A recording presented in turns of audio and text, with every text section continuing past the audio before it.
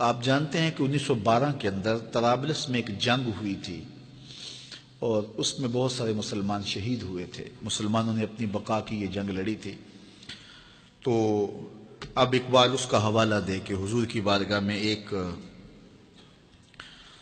اللہ اکبر، گراں جو مجھ پر ہنگامہ زمانہ ہوا، گراں مجھ پر جو ہنگامہ زمانہ ہوا، جہاں سے باندھ کے رخت سفر روانہ ہوا۔ یہ تصور کی کائنات ہے۔ فرشتے بزم رسالت میں لے گئے مجھ کو،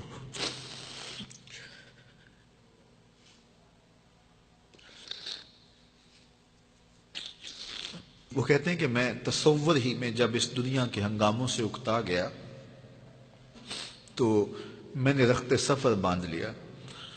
اب شام و سحر کے سفر میں میرے پاس سواری کوئی نہیں ہے اور جاؤں تو کدھر جاؤں، لیکن دنیا سے اکتا کے سامان سفر باندھ کے اپنے دل اور روح، اعلیٰ حضرت نے کہا تھا نا، جان و دل ہوش و خرد سب تو مدینے پہنچے، تم نہیں چلتے رضا سارا تو سامان گیا۔ تو اقبال نے بھی سارا سامان باندھ لیا، تو پھر سواری کیا آئی؟ فرشتے بزم رسالت میں لے گئے مجھ کو۔ یہ تصور کی دنیا ہے اور اقبال کا ایک اپنا جہان تھا۔ حضور آیا رحمت میں لے گئے مجھ کو، کہا حضور نے اے اندلیب باغ حجاز،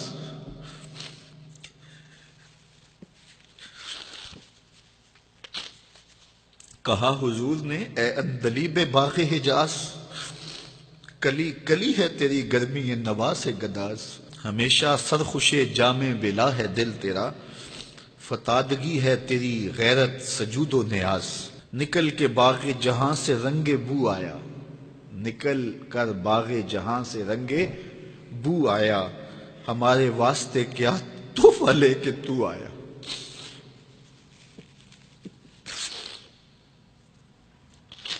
کہتے ہیں کہ حضور نے مجھے کہا کہ باغ حجاز کے بلبل تیری نوا سے کلی کلی پگھل رہی ہے، تو تو ایسے باغ سے نکل آیا جس طرح پھول سے خوشبو نکل کے آتی ہے، تو بتا میرے لیے تو تحفہ کیا لے کر آئے؟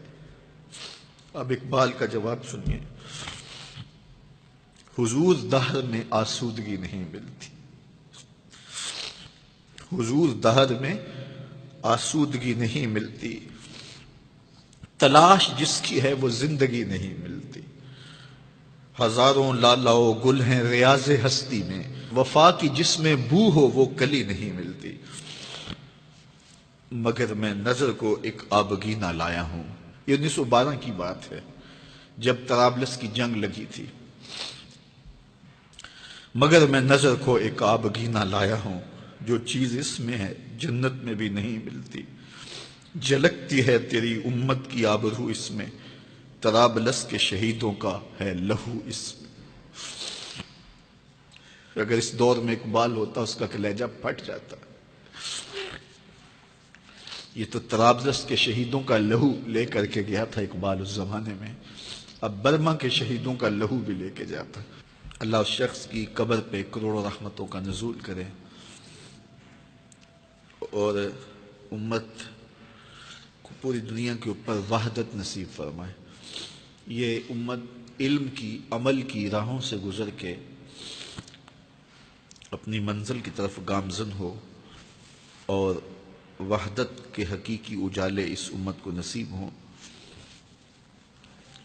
اور بٹکا ہوا آہو پھر سوئے حرم پہنچے اور یہ امت ایک منزل کی طرف وحدت فکر کے ساتھ، وحدت عمل کے ساتھ آگے بڑھے اور کھویا ہوا وقار اس کو نصیب ہو۔